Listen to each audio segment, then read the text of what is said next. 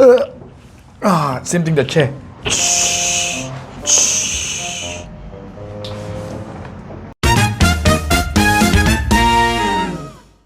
Welcome to our next series of Land your next home. Finally we got it right. Alright, land your next house, next or next landed. Actually, the same thing. Land your next home, your next landed home. So today we have Paul Teo. No, this is Paul Teo. Okay, we bring to you years of experience. Ken is someone who has been in the a reputable architectural firm for many years, and he brings with you his architectural background and experience, comes to landed purchase and also redevelopment. And for me, I'm just a simple landed trader. You are a landed trader with 18 years of experience. Yeah, okay, and also co-develop with developer on some cluster houses around in Pasir Panjang area. Yes, there's another one that we developed at the Hillview area as well, where one bungalow we tear down and develop into a pair of semi-D and a bungalow. Yeah, so, okay, not important about that, but the last series, if you can remember, we spoke about a lot of things, right? What are the things we covered in the last series? We covered about trees. Trees. Talk about manholes and IC. Inspection chamber IC. Correct. Talk about swimming pools, and we talk about also the gate, right? Correct. The gate. But did we talk about the road? No, we haven't covered the road yet. Oh, so what about roads? I mean, houses are houses, right? Their address is facing the main road. Correct. But what kind of roads? I mean, I know there are category 1, 2, 3, 4, 5, and what are the difference between these different categories of road? Correct. Okay, road categories is normally classified by SLA and LTA lah. SLA, Singapore Land Authority, and also URA. Land Transport Authorities, yeah. What about LTA? Land Transport Authority as well. So share with me more the different categories briefly. Correct. So what they classify this road is how busy is the road itself.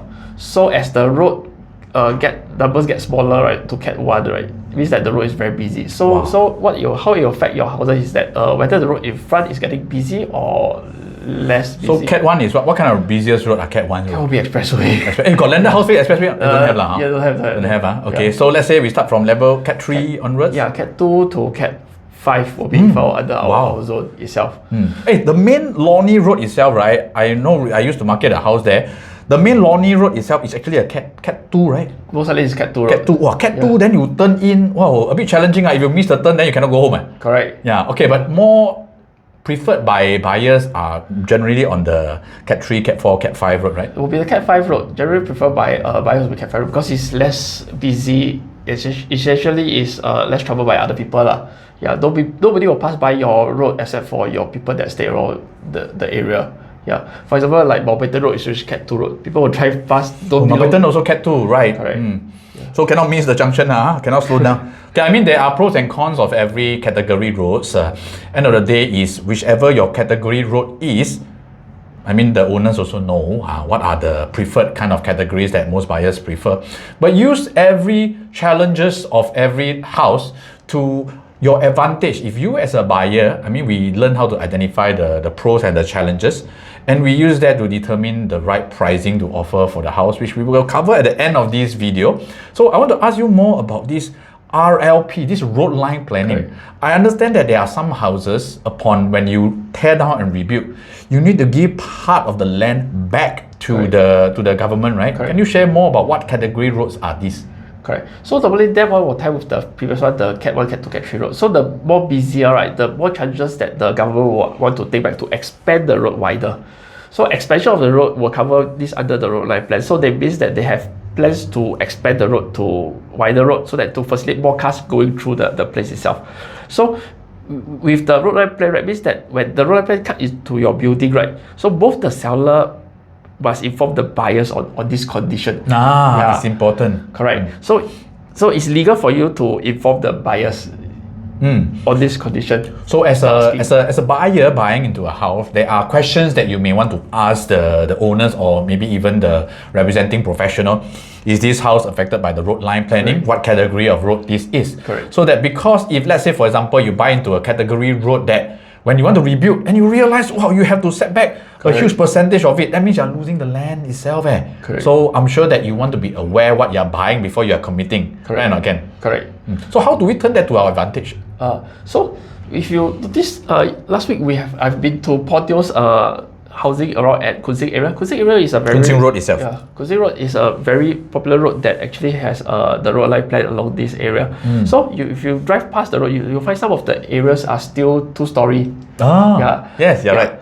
So although they are 2-story, but inside they are very well renovated and maintained. Yeah, how do they do that despite of the road life plan? Is that what they did is that they only do A&A to the place or A&A means additions and alteration on the house within the envelope itself. Correct. So they didn't tear out any walls and any columns that will really affect the place to constitute to a redevelopment, which the road life plan will come in to take away the land and surrender it back to the government itself. Wow, very, very interesting. I mean, we need to know how to work around, because landed itself, buying a landed is not just a science or maths. It's also an art that we need to learn all this. And it's an interesting journey to learn more about this, so that every house that you know how to maximize the potential. Because last week when we saw the house, you notice the neighborhoods are both very nice 2-story envelope. Correct. But what about the zoning itself? I mean, Ken, a lot of people ask this question, oh, what is the plot ratio here? What is the maximum allowable height? And what's the true difference between a landed zoning house and those who do not fall under a landed zone? Correct. In Singapore, there's this thing called the designated landed zone around in our area. So what does that mean is that those areas are protected by the rules to only build landed houses there. Only landed houses. Correct. There's also area where landed houses fall into the places where it's under plot ratio zone. Plot ratio zone. Correct. Which means that if a developer rich enough, they can buy, for example, a row of houses and redevelop them into a condominium. Yeah. Via doing that, right, you will... but I don't want... But if I'm not a funky buyer, right, I don't want my house or my neighbors to have condos, because... I mean, if I were to be buying a landed, as I'm buying a landed, right, I want my neighbors to be all landed neighbors. Because if I fall under an apartment zone when I'm a landed, sandwiched between two apartments, in my opinion, I'm not so sure the profile of the people staying here. I mean, no offense, but if I want purely a landed environment, can I say that I need to find something that falls specifically under a landed zoning? Correct. You should find something wrong. Any area or example you can see the contrast difference? Oh, okay. If you walk around Frankel Avenue and... Frankel? Yeah, correct. That's in the East Coast, right? Correct. Okay. Yeah, and Telok Kurau area just... Frankel and East Coast, the side by side divided by the river, right? Correct. Telok Kurau on this side, Frankel on this side. Yeah, I heard their prices very different. Land price. How come? Correct. Like what we explained, some of them actually like to stay in the designated zone, so which is the Frankel side. The other Telok Kurau side will be the 1.4 provincial zone, which is more busy and vibrant. It attracts people that's more funky to it. Vibrant, they use the word vibrant. Yeah, okay, vibrant. More lively, more vibrant. Lively. So Frankel a bit more ulu, no, right? Yeah, it's just more preserve the area, and heritage. Yeah. Of course, the price difference, end of the day, because a huge difference. End of the day, we buy houses according to our own affordability. I mean, today, if I can afford a Frankel house in terms of the prestige, why not?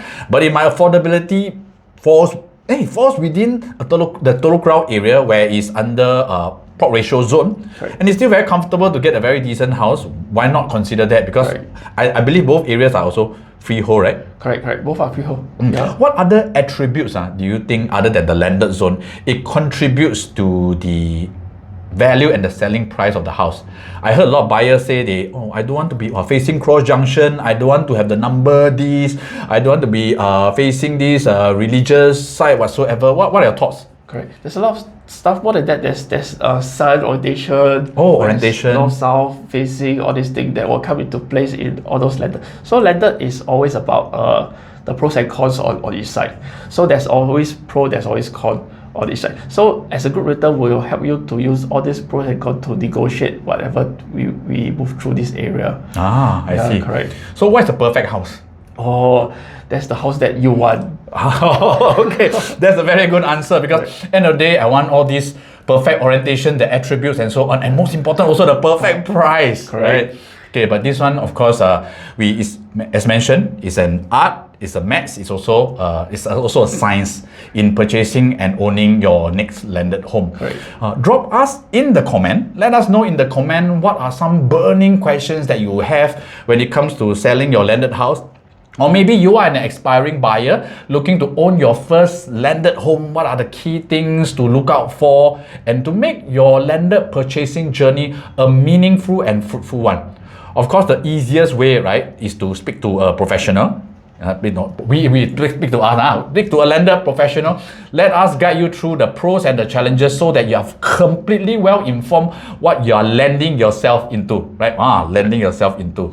Okay, with that, we will come back to the next Land Your Next Home series once again. I hope all these couple of series has been useful and informative for you.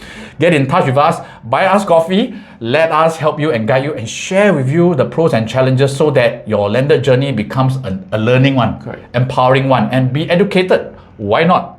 Right? So with that, this is Paul Teo. This is Kenneth. I will see you soon at the Land Your Next Home. Okay, we try again. Okay, I'll see you soon at the Land Your Next Home.